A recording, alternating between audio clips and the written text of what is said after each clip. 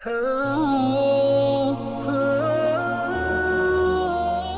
दें, इन लोगों के सामने के चेहरे और हैं, पीछे के चेहरे और हैं, आपको कुछ पता ही नहीं मेरे भाई। इसलिए आप लोग अपने भोलपन के अंदर शिकार हो जाते हैं कि यार वो अली भाई ने सख्त बात कर दी, अली भाई ने ये कह दिया, अली भाई ने। मैं बड़ी जिम्मेदारी के साथ बोल रहा होता हूँ। इस तरीके से पॉलिटिक्स के ऊपर भी जब मैं बोलता हूँ, मैं बड़ी जिम्मेदारी के साथ बोलता हूँ। मेरे पास पॉलिटिशियंस का, एजेंसीज का, फौज का फर्स्ट हैंड नॉलेज मौजूद होता है। लेकिन ज़ाहिर है कि मैं सारी बातें पब्लिकली तो नहीं बता सकता। उन सारी चीज़ों का एनालिसिस करने के बाद मैं एक वर्डिक्ट रखता हूँ, ठीक है? पिछले दिनों मेरी वीडियो आई है, ये जो असम्बलियाँ तहलील हुई और जो इश्यू आया, उम्मीद है कल तक डिसीजन आ जाएगा कोर्ट का भी। तो उसमें मैंने जो-जो बोला, मैंने एक बुकिश तरीके से, इल्मी तरीके से, किसी का लिहाज़ नहीं किया, किसी की सपोर्ट नहीं की। जिसकी अच्छी बात है उसकी तारीफ़ की, जो बुरी बात है उसको गलत कहा। देखिए, जज़्बात पे अगर हो ना, मेरे भी जज़्बात हैं, लेकिन मेरा मसला है कि मैं एक इल्मी आदमी हूँ। मैं दलाइल की रोशनी में चीज़ों को देखता हूँ, उसके बाद कोई राय कायम करता हूँ और उसमें बुनियादी शर्त होता है बुकिश होना। जैसे दीन के मामलात में मैं कुरान और सुन्नत को अथॉरिटी मानता हूँ, इसी तरीके से पॉलिटिक्स में ज़ाहिर है अथॉरिटी आईन पाकिस्तान है। अब इस पे ये कहना है कि ये आइन जो है ये कोई कुरान और हदीस नहीं है, तो मेरे भाई अगर आइन कुरान और हदीस नहीं है, तो आईन पाकिस्तान की बगावत तो पाकिस्तान के अंदर गद्दारी है। इसी वजह से परवेज़ मुशर्रफ को भी सज़ाए मौत हुई ना, ठीक है। फौजी जो अपना हलफ उठाते हैं काकुल अकेडमी का, 2 लाइनों का हलफ है, उसमें है कि मैं आईन पाकिस्तान का वफ़ादार रहूँगा और किसी में पॉलिटिक्स में हिस्सा नहीं लूँगा। लेकिन बड़ी मुश्किल से इन 2 लाइनों पे वो अमल कर पाते हैं, ठीक है। अगर आपने कहना है हमने इसको नहीं मानना, तो मेरे भाई आप तो बेदीन लोग हैं, क्योंकि कुरान पाक में 10 कमांडमेंट्स आई हैं सूरह बनी इसराइल में, उसमें एक ये भी है कि अहद को पूरा करो, बेशक अहद के बारे में पूछा जाएगा। और मुस्नद अहमद में हदीस है मिशकात में कि जो अहद नहीं पूरा करता उसका कोई दीन ईमान ही नहीं है।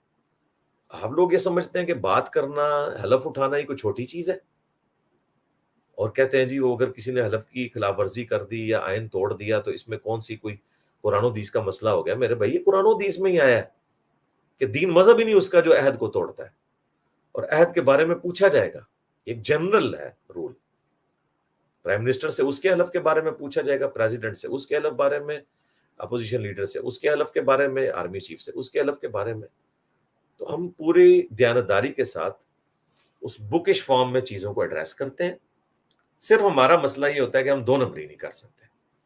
ये नहीं हो सकता कि आज से कुछ अरसा पहले जब सेनेट में अपोजिशन की अक्सरियत थी और कुछ लोगों ने फ्लोर क्रॉसिंग की और पीपल्स पार्टी और नून लीग से आके पीटीआई को सपोर्ट किया, तो इमरान खान साहब फरमा रहे थे ये उनके ज़मीर की आवाज़ है। ठीक है, हमने मान ली इमरान खान साहब की बात। अब ये नहीं है कि आज अगर उनके साथी छोड़ के गए हैं तो आप उनको गद्दार कह रहे हैं। अब कहें ना कि उनके ज़मीर की आवाज़ है। अगर फ्लोर क्रॉसिंग उस वक़्त अच्छी थी तो आज भी अच्छी है, अगर उस वक़्त बुरी थी तो आज भी बुरी है। हाँ, मुझसे आप पूछें तो मैं ये कहूँगा कि उस वक़्त भी गलत हुआ था, इस वक़्त भी गलत हुआ है।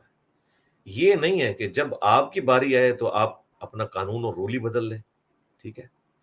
तो मेरे भाई मुझे बहुत कुछ पता होता है।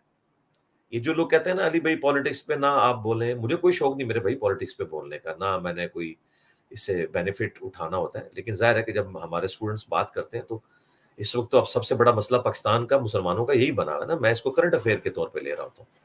वरना यकीन करें अगर मैंने पॉलिटिक्स को डिस्कस करना होता तो साढ़े 3 साल मैं इमरान खान साहब के नाक में दम करके रखता।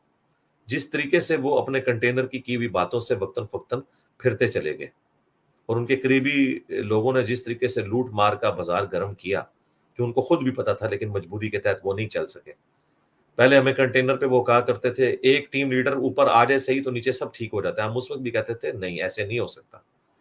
आज वो आके कहते हैं मुझे टीम अच्छी नहीं मिली। तो वो खुद अपनी बातों को वायलेट करते हैं, कभी उसे यू टर्न का नाम देते हैं, कभी कुछ, लेकिन मैंने कभी नहीं किया। इमरान खान साहब पे जब भी बुरा वक़्त आया, उनके अपने ज़र खरीद मौलवी भी उनका साथ छोड़ गए। ये छोटी बात सी उनके ऊपर गुस्ताखे सहाबा का फतवा लगा ग़ज़वा उहद के हवाले से।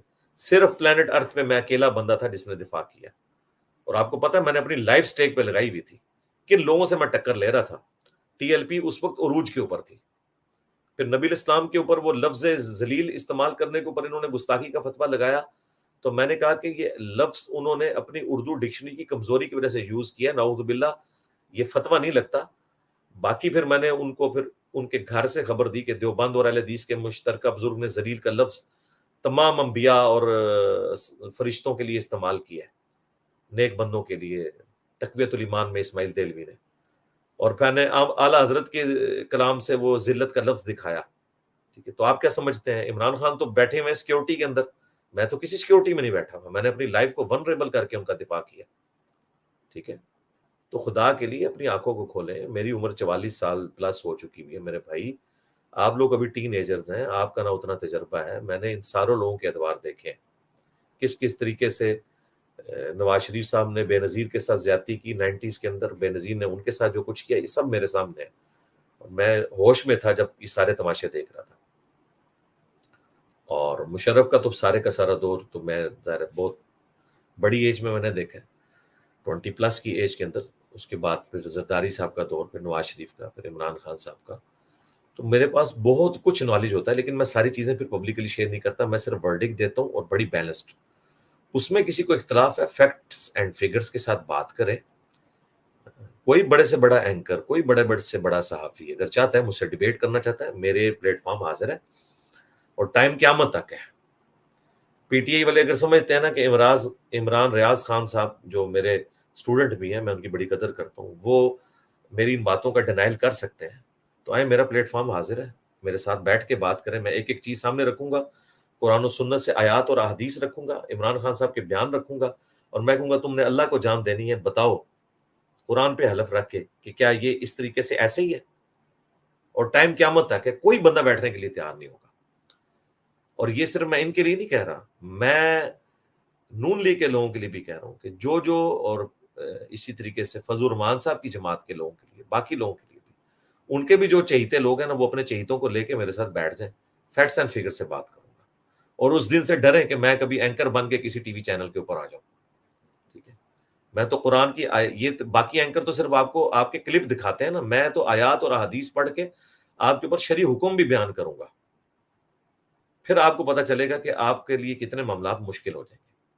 تو اس وقت میں نے جو ورڈکٹ دی ہے، میں نے دلائل کی روشنی میں دی ہے، مجھے بالکل فرسٹ ہینڈ نالج ہے کہ اس وقت کیا ہو رہا ہے۔ ظاہر ہم ساری باتیں تو پبلکلی نہیں کر سکتے، میرے پاس تو عمران خان صاحب کے جو قریبی لوگ ہیں نا، وہ بھی آتے رہتے ہیں، جن کی بنی گالہ تک رسائی ہے، انڈائریکٹلی میرے پاس ایجنسیز کے، فوج کے لوگ بھی میسیجز اپنے لے کے آتے ہیں، لیکن ان سب کو پتہ ہے کہ میں کسی کے لیے کسی کے ایجنڈے کے اوپر کام کر نہیں سکتا، میں بات وہی کروں گا جو دلائل کی روشنی میں بالکل ٹھیک بات ہوگی۔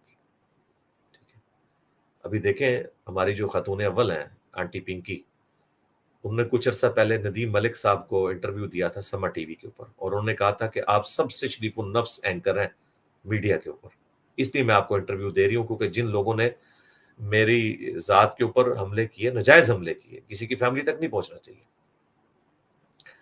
تو صرف آپ واحد اینکر تھے جنہوں نے کبھی کوئی ایسی بات نہیں کی اور بڑی ڈیسنٹ گفتگو کی ہے، کوئی شک نہیں ہے، بہت ڈیسنٹ ہے وہ۔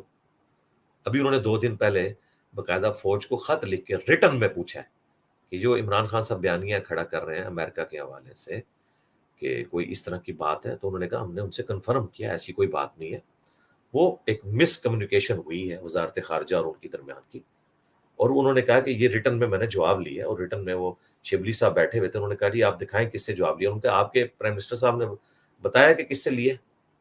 ٹھیک ہے، اب آپ ان کو بھی کہہ دیں گے جی انہوں نے بھی لفافہ لے لیا۔ میرے بھائی اس وقت میں آپ کو بس دبے الفاظ میں بتا دیتا ہوں کہ 2 بڑوں کی لڑائی ہے، اور ان دونوں بڑوں کا تعلق اسٹیبلشمنٹ سے ہے، حکومت ایک بڑے کو سپورٹ کر رہی ہے اور اپوزیشن دوسرے بڑے کو سپورٹ کر رہی ہے، ان دونوں کے ایجنڈے یہ ہیں، یہ کوئی ووٹ کو عزت نہیں دے رہے، جو یہ ووٹ کو عزت دو والا حوالہ بیان کرتے ہیں، اور نہ کسی کے اندر کوئی اتنی حب الوطنی جاگی ہوئی ہے۔ ابھی ندیم افضل چاند صاحب کا بھی انٹرویو آیا ہے، بڑے احترام سے انہوں نے عمران خان صاحب کا نام لیا ہے، ان کا پورا انٹرویو رکھا ہوا ہے یوٹیوب کے اوپر، آپ دیکھیں، انہوں نے پوری ہسٹری بتائی ہے کہ کس طریقے سے جو ہے وہ عافیہ صدیقی کا ذکر کرنے سے پی ایم صاحب نے منع کیا کہ نہیں امریکہ سے حالات خراب ہو جائیں گے ہمارے، اور میں اس بات میں ان کے ساتھ ہوں کہ ایک عافیہ صدیقی کے پیچھے 22 کروڑ عوام کو سٹیک پہ نہیں لگایا جا سکتا، حکومتیں اسی طریقے سے ہی چلتی ہیں علم و حکمت کے ساتھ. لیکن یہ نہیں ہو سکتا کہ آپ ایک ٹکٹ میں دو مزے کریں، کہ وہاں تو اپنے ساتھیوں کو یہ بتائیں کہ عافیہ صدیقی کا نام نہیں لینا ورنہ امریکہ سے تعلقات خراب ہو جائیں گے، اور پبلک میں آ کے آپ اسی ٹکٹ کو دوسری طرف لے جائیں اور آپ جو ہے وہ امریکہ کے خلاف بیانیاں بنانا شروع کر دیں. ایسا نہیں ہو سکتا. یہی کام علماء بھی کرتے ہیں، یہی ہمارے پولیٹیشین کرتے ہیں کہ